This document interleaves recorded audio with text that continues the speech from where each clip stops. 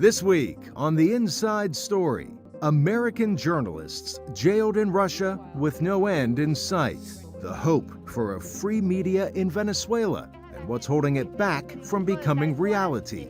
Frontline journalists reporting on the third year of Russia's invasion of Ukraine, and see the creative ways reporters from Ghana and Nigeria expand their viewership. Now, on The Inside Story, a free press matters, countering censorship.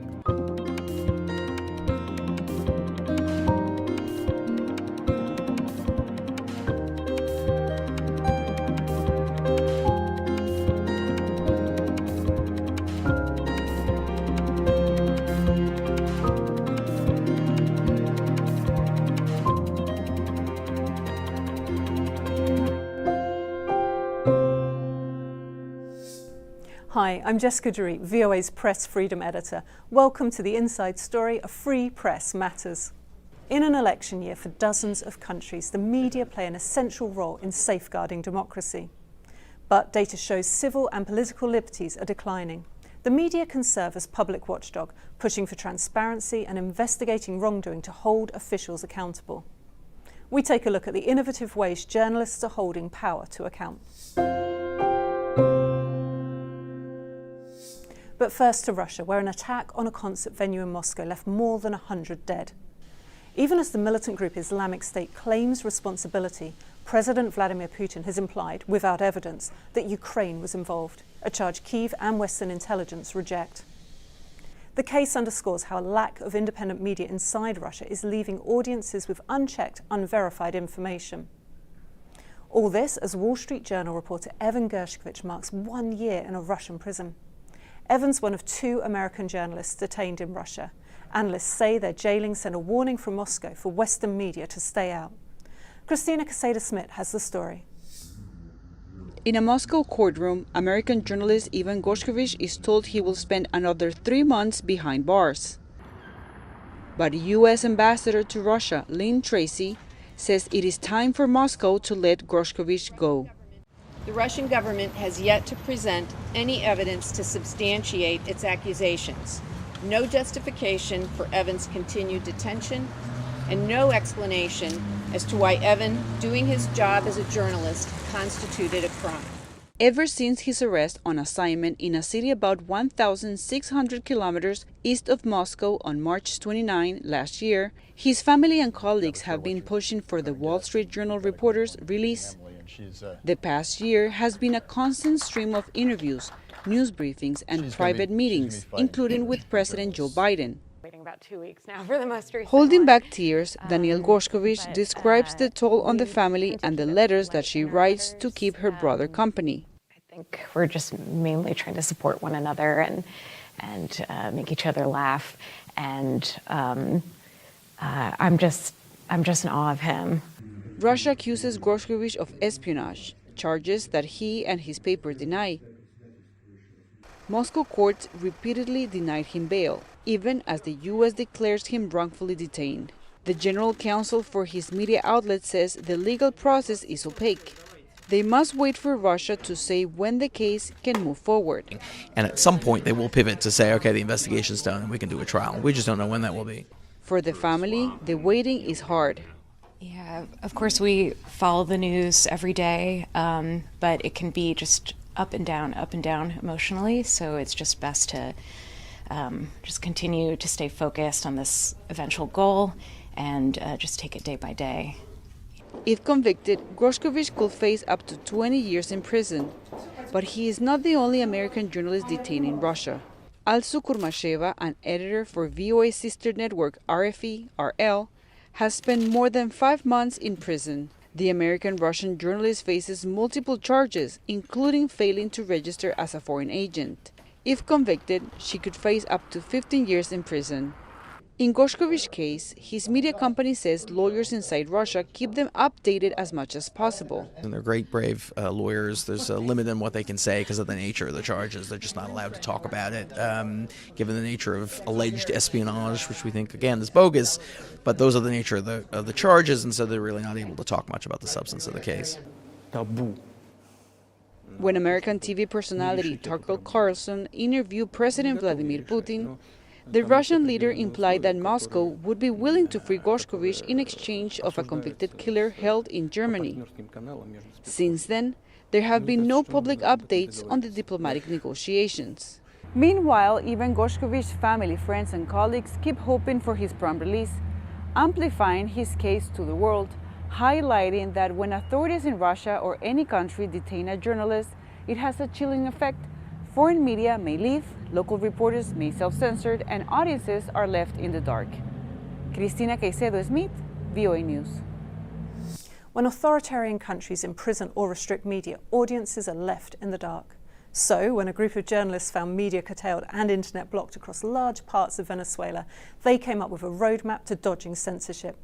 Here's Veronica Villafane.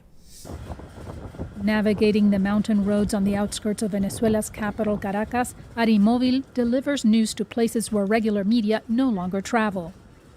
The main idea of Arimóvil is to cover parts of the news deserts that exist in our capital city and in our country. Around a fifth of Venezuelans have limited access to information, and media is restricted, says media watchdog the Press and Society Institute of Venezuela. Some areas have little or no internet access. Elsewhere, radio stations have closed or are censored. In Venezuela, there are more than 50 laws that restrict, criminalize, and block free and independent journalism in the country. The Arimóvil is an alternative to go where the people are, to keep them informed, which is our job. Their customers appear eager for the deliveries. A carnival-like atmosphere sweeps Turgua, a rural community about an hour outside Caracas. As the Arimóvil team set up, children and adults gather, music plays, and the reporters get to work. In small towns like this, residents say keeping informed is a struggle. Normally in rural areas is very difficult because sometimes the internet is very slow, or sometimes in many places there is no internet. And normally you can see a television station, but not everything is there. That's where Arimóvil comes in. The mobile news group is focused on helping people like Pacheco and her cousin Kelinzer Pacheco stay informed. They also teach people how to detect sources of mis- or disinformation. There are some news programs that tell lies. They do not convey the truth. The idea for Arimóvil came from an alliance of 3 news websites that Venezuela's media regulator, Conatel, frequently blocked. Media watchdogs say Venezuela has a history of blocking access to independent news, and that the country's journalists work amid restrictions and threats of legal or physical attack. Our target is the citizen.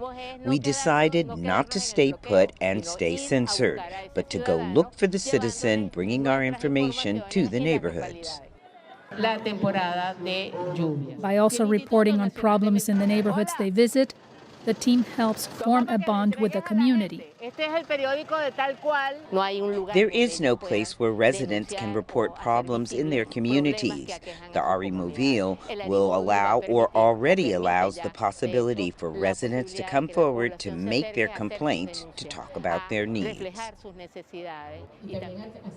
As night draws in, people gather in the street to watch videos on issues affecting their country, including disinformation. Arimóvil has been broadcasting to towns like this for 6 months now, a bright light in a dark period for the media. For Adriana Núñez Rabascal in Caracas, Venezuela, Veronica Villafane, VOA News. Global freedoms may be declining, but journalists are committed to defending the right to a free press. In Nigeria, student journalists are leading efforts to hold public officials accountable. A media non-profit is training them to investigate and report to the community. Timothy Obiezu has more. James Akbarshe arrives for a checkup at the community medical center in Dadere, but it's not for his health. The student journalist is there to see how well the government-run center in Nigeria's central Nasarawa state is working. It's part of an initiative called Udeme, an Ibibio word for my share. It sends student journalists, known as U-monitors, to investigate public projects and hold authorities accountable. Sometimes you travel to those communities where those projects have been awarded, you discover that those residents don't want to talk to you because they have no idea of those projects. So you face challenges, maybe sometimes threats to your life. When a lawmaker find out or individual find out you are doing a story that will implicate him. The Media Nonprofit Center for Journalism, Innovation and Development, or CJID, launched Udeme in 2018. It recruits about 100 students like HABARI each year. They track public infrastructure projects like the construction of schools and hospitals. And they talk to residents about what they find. So our youth monitors are fluent in the local dialect in those places. So when they go on radio shows, they speak in those local dialects so that people can understand the relevance of the topic that we're talking about. And we see them calling in after the program. Nigeria ranks 145th out of 180 countries on the Transparency International Corruption Perceptions Index. The CGID says ignorance is often why public officials are not held accountable. At a visit to Nigeria's Independent Corrupt Practices Commission in February, authorities pledged their support. The issue of corruption and corrupt practices is a problem to always continue to work with you. CJID says its approach brings change and could be a model other media should follow. The initiative brings results. When HABARI first visited this health center, it was not operational. A few months after he reported on it, the government opened the hospital to the community, a small step to holding public officials accountable. Timothy Obiezu, VOA News, Abuja, Nigeria. In countries where media are restricted or repressed, many are forced to flee. Senya Tukova spoke with Mikhail Rubin, an award-winning Russian journalist, about life and work in exile. Is it possible to be a real journalist in Russia right now? Of course not. Inside Russia, you cannot be a journalist. By the way, not only political journalist or investigative journalist, but any kind of journalist. That's the problem, and that's the worst news. What I mean, for a long time, for the last year, somebody conceded that maybe, of course, you should be a little bit, well, not polite to authority, but you shouldn't cross some lines, you shouldn't speak of some prohibited topics like Putin's lovers. Example, if you read Russian newspapers today or yesterday after the election campaign, you will see that all the newspapers have to be proud of Vladimir Putin, have to say that that was a great success, it was a great election campaign. And before that, our viewers should understand that before that, of course, television was something of a propaganda, but newspapers could be, they had lines, but they were not the total propaganda. Unfortunately, if you really want to be a journalist these days, you have to leave the country. What's next? What does it mean for the journalism in Russia and for the journalists in Russia? So, what does it mean for journalists? Very obvious. It means that we can anticipate everything. We can anticipate any kind of repressions. We can anticipate that journalism will be, well, it is already banned, but it is a sign. Just Putin's result during the election campaign, I perceive it like, hi journalists, you are not welcomed in Russia anymore. You even shouldn't think of returning back to your home country. And well, most of independent journalists are in exile these days, and we do not welcome you. You cannot work at all. The good news, there are good news. The good news is that still we are able to survive, and not as a people, but as a media. It's a shocking for me. I would never think that I would be able to work from abroad. I would think that I thought before, when I had to leave Russia, that maybe I need to change what I doing. I'm thinking I need to, well, I want to be a Russian journalist, but I thought that it wouldn't be possible. But it is possible still. And it is possible. It's a miracle that a lot of journalists went through this, and they are conducting great investigation, revealing the truth about Vladimir Putin. That's a great news. Thank you so much, Mikhail, for your insights. It was a pleasure. It's been a pleasure talking to you. Thank you very much for inviting me.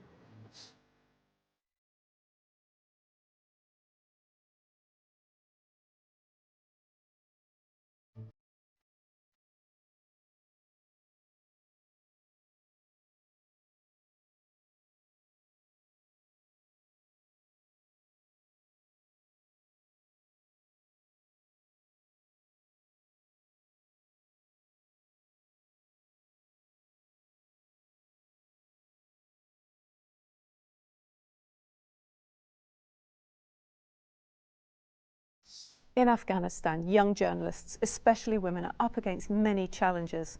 Barred from higher education and with limited opportunities to work, many have to leave their homes and dreams of a bright career behind. Here's Shaista Sadatlami. Nadia Moment had it all. A job presenting news at local broadcaster in Ekos TV, and her law studies at Nangarhar University in Jalalabad. Now, she has neither. When the Taliban took power, they barred women from studies beyond primary school. When the Taliban came, I could not continue my education. As well as being a journalist, I wanted to become an attorney. But with the Taliban's return, I could not finish my studies. Worse, as a journalist and a woman, she feared for her safety. There were problems from the very beginning. I was targeted 2 times. They tried to kill me, but they failed to kill me. My colleagues were killed. Leaving behind her home and dreams of media and legal career, the 20-year-old is now in Peshawar, Pakistan. Moman's story is not unique. Since the Taliban's return, thousands of journalists have lost their jobs. More than 80% of female journalists have left the profession, according to Reporters Without Borders. In countries like Iran and Afghanistan and other communities where women are targeted for being in public spaces, where their rights are particularly threatened, we see the basic inability of them to be part of the news industry. Therefore, we are missing that voice. At Ekos TV, Moman reported on current affairs and entertainment. She enjoyed working on shows focused on women's issues. But she says the reporting is no longer possible. Those journalists who still live there are facing many problems. Every day, every week, every month, a new restriction is imposed on them. They will be forced to flee their country to breathe in peace. Moman and one of her brothers left Afghanistan to find security. But Pakistan has started forcibly deporting Afghans who lack documents or overstay visas. Moman has a visa, but says life feels uncertain. I came to Pakistan to have peace of mind, at least to be away from what troubled and threatened me every day.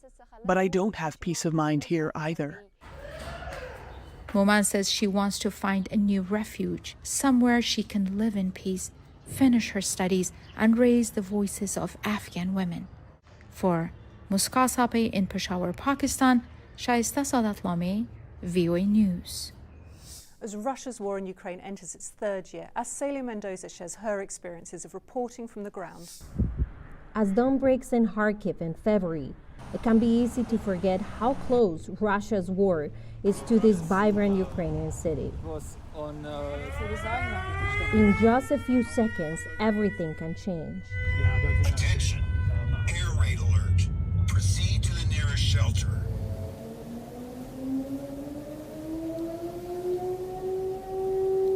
As you can hear, we have an air alert that is going on right now as we're doing an interview. And this is the reality that all the people that are here are facing.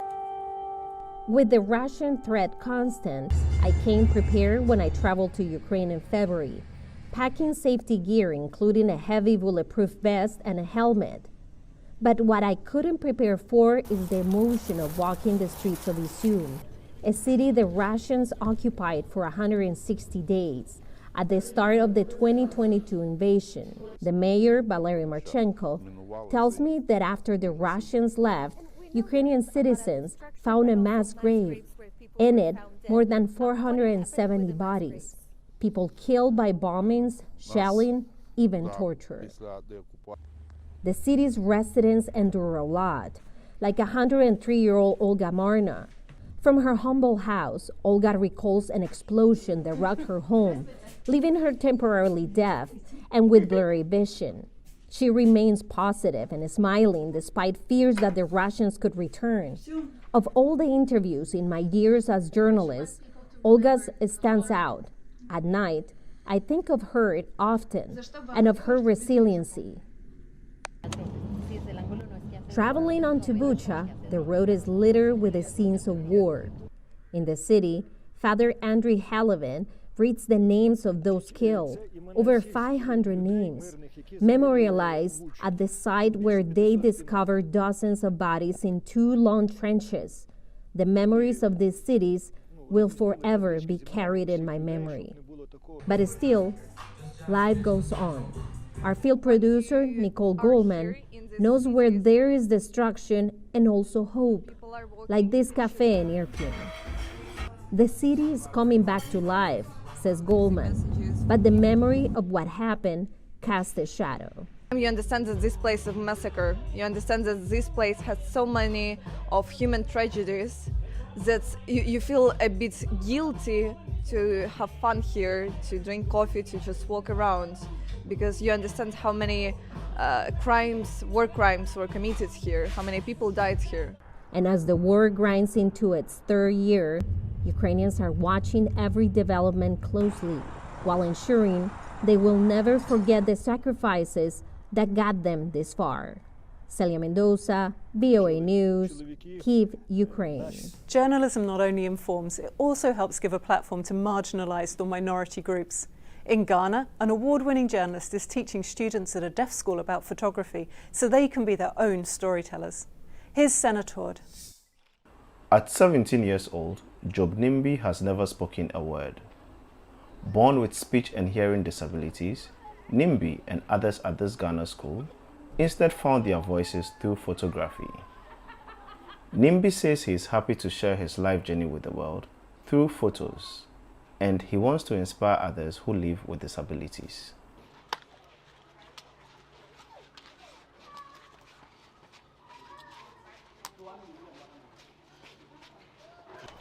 But Nimbi and his peers face significant challenges, including discrimination.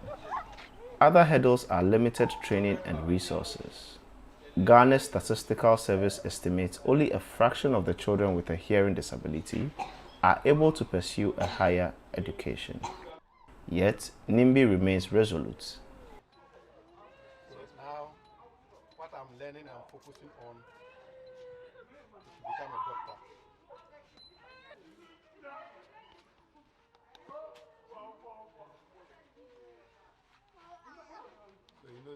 Photography was introduced to the Savalugu School for the Deaf by Geoffrey Buta.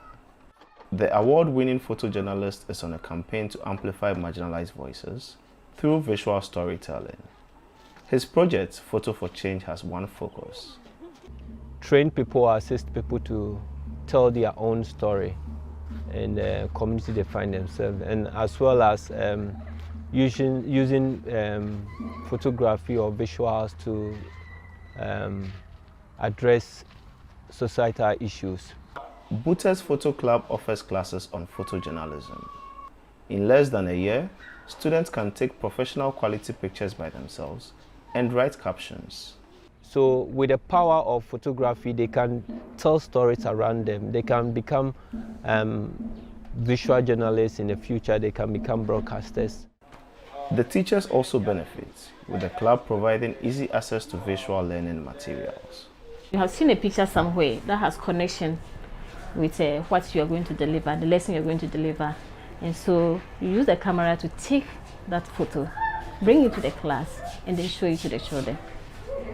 Then you can develop your lesson from there. Buta plans to expand his project to 10 more schools in Ghana and create exhibitions to showcase students' work. Other plans include setting up internship with media outlets. And in the long term, he wants to inspire a generation of students with disabilities to become award-winning photojournalists. Sana Nutod, VOA News, Savalugu, Ghana. That's all for now. Thanks for watching. For the latest news, you can log on to voanews.com. Follow us on Instagram and Facebook at VOA News. To get all the press freedom related content, you can follow me on X at Jessica Dorit. Catch up on past episodes at our free streaming service, VOA+. I'm Jessica Dorit. We'll see you next week for The Inside Story.